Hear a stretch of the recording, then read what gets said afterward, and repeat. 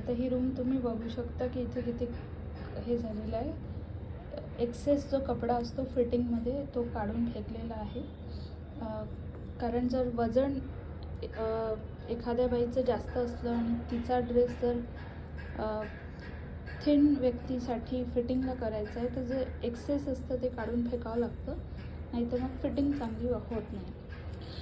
तर इथे जी housekeeping made आहे त्यांना एका बाईनी तिचे कपडे दिले, तर त्यांनी मला अल्टरसाठी दिले होते कारण त्या बाईची साईज XXL होती. तर XXLला आपल्याला लार्ज साईजमध्ये कन्वर्ट करायचं होतं. तर हे डिझाईन आहे याच्यावरचं, खूप सुंदर आहे. तर मी या ड्रेसला फिटिंग केलेली आहे लार्ज साईजमध्ये. तर इथे शोल्डरची लेंथ तेवढीच होती, फक्त इथे जे हाताची जी फिटिंग आहे ती मी चेंज केलेली आहे आणि चेस्टची फिटिंग मी चेंज केलेली आहे, वेस्टची फिटिंग चेंज केलेली आहे आणि बस्ट हा मेजरमेंट सीटचा आहे त्याची पण फिटिंग मी चेंज केलेली आहे. बाकी सगळं तसंच ठेवलेलं आहे. तर आपण जेव्हा फिटिंग करतो तेव्हा ती एकदम अशी यू शेपची फिटिंग नाही करायची. काही लोक एकदम अशी यू शेपची फिटिंग करतात आणि शेप खराब होतो. तर फिटिंग आपली अशी असली पाहिजे, एकदम स्ट्रेट पण नाही आणि अशी एकदम यू शेपची पण नाही. थोडासा शेपिंग करत आपल्याला हे फिटिंग करायची आहे, म्हणजे ते घातल्यावर एकदम व्यवस्थित दिसतं. तर हे खूप छान प्रकारे फिटिंग झालेलं आहे आणि इथे हे डिझाईन तर छान आहे. आता दुसरा फिटिंगचा जो ड्रेस त्यांनी मला दिला आहे, म्हणजे सेम फिटिंग करायची होती, तर त्याच्यामध्ये हे लटकन होते.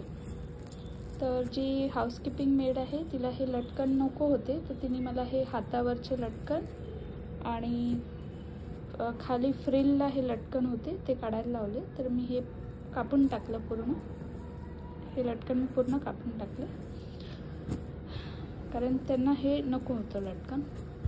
तर आता हा ड्रेस तुम्ही बघू शकता, हा पण खूप छान आहे. याच्यावर डिझाईन खूप सुंदर आहे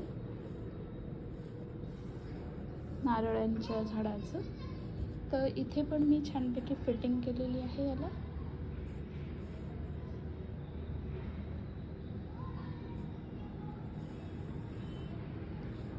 आणि तुम्ही शेप बघू शकता, खूप छान शेप आलेला आहे याला. जे ए लाईनचे ड्रेसेस असतात त्याचे शेप्स असेच असतात. तर हा एक सेकंड फिटिंगचा ड्रेस मी केलेला आहे. आणि तिसरा जो आहे हा प्लेन ड्रेस आहे, याच्यावर काय डिझाईन वगैरे नाही आहे आणि गळा वगैरे तिला ओके होता. हा मागचा गळा आहे, हा पार्ट जो आहे हा समोरचा आहे. तर याची पण मी फिटिंग केलेली आहे आणि हाताची स्लीव्ज मी फुल ठेवलेली आहे कारण फुल स्लीव्ज छान वाटत होतं. तर मी याला काही कट वगैरे नाही केलं हाताच्या स्लीव्समध्ये. आणि गळा पण हा छान वाटत होता, त्याच्यात काही चेंजेस नाही केले, फक्त मी आर्म होलमध्ये चेंज केले. हे जे असतं हा पार्ट हा असा ढिला नाही झाला पाहिजे, तर हा एक्झॅक्टली आर्म होल जेवढा तिला पाहिजे होता तेवढाच मी बनवलेला आहे. आणि मग फिटिंग मी इथून चालू केलेली आहे. तर इथे चेस्ट, वेस्ट आणि सीटचा पार्ट फिटिंग केलेला आहे आणि हाताची फिटिंग जी असते खालची ती मी केलेली आहे.